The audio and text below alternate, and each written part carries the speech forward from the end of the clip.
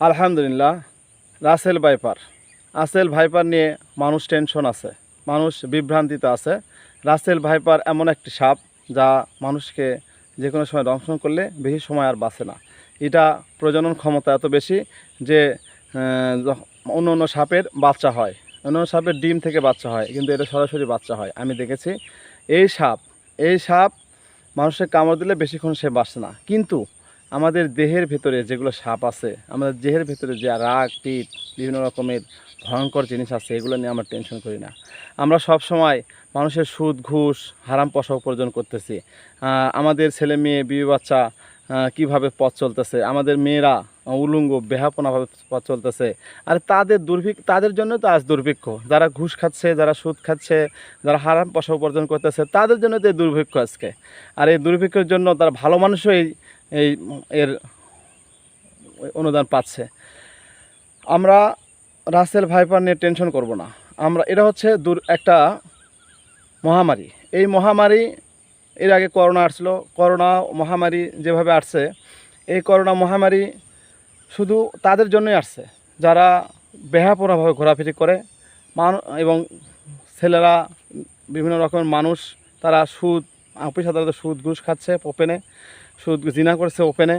এবং এই দুনিয়াতে তারা এমনভাবে চলাফেরা করছে যারা মানুষের মতো চলাফেরা করছে না। এগুলোর জন্যই আল্লাহ তাআলা তাদের পরীক্ষা স্বরূপ বিভিন্ন রকম মহামারী পাঠাচ্ছে। আর এই মহামারীতে আমরা বিভিন্ন ভয় পাচ্ছি, কিন্তু আমরা 5 ওয়াক্ত সালাত আদায় করতেছি না, সুদ ঘুষ থেকে দূরে সরে থাকতেছি না। সুদ ঘুষ থেকে দূরে সরে থাকতে হবে, হারাম পয়সা উপার্জন থেকে দূরে সরে থাকতে হবে, এবং আমাদের ছেলে মেয়ে, বিবি বাচ্চাকে পর্দাশীলতার ভেতরে রাখতে হবে। ছেলেদেরকে মাদ্রাসায় ভর্তি করতে হবে, ইসলামের শিক্ষা শিক্ষিত করতে হবে। তাহলে এগুলো নিয়ে আমরা টেনশন কোনো কারণ হবে না। আমরা টেনশন কোনো কিছু তো করবো না। রাসেল ভাইপার এবং করোনা মহামারী আরও আসবে সামনে। আরও ব্যাঙ আসবে। ব্যাঙ মানুষের কামড় দিলে মানুষ মারা যাবে। উকুন মানুষের মাথায় কেরাবেরা হয়ে, এই উকুন কামড়ে মানুষ মারা যাবে। এগুলা একের পর এক আসবে। এগুলো নিয়ে টেনশন করার কোনো কারণ নাই।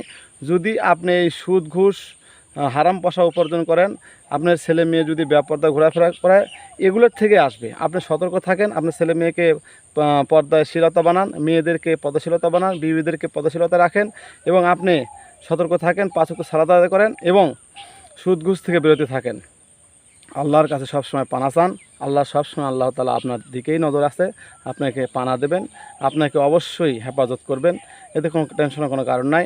তবে হ্যাঁ, এই সাপ যারা কৃষি ক্ষেতে খামারে কাজ করেন, তাদেরকে সতর্কভাবে কৃষি ক্ষেতে খামারে কাজের জন্য সতর্ক থাকতে হবে, সতর্ক অবস্থায় কাজ করতে হবে। কোনো সময় যদি এই সাপ বের হয়, তাহলে সে থেকে সতর্ক অবস্থায় তাকে মারতে হবে, না হলে দূরে সরে যেতে হবে। সাপের কামড় থেকে রেহাই পাওয়ার জন্য আমরা সতর্ক অবলম্বন করব। এতে ভয় পাওয়ার কোনো কারণ নেই।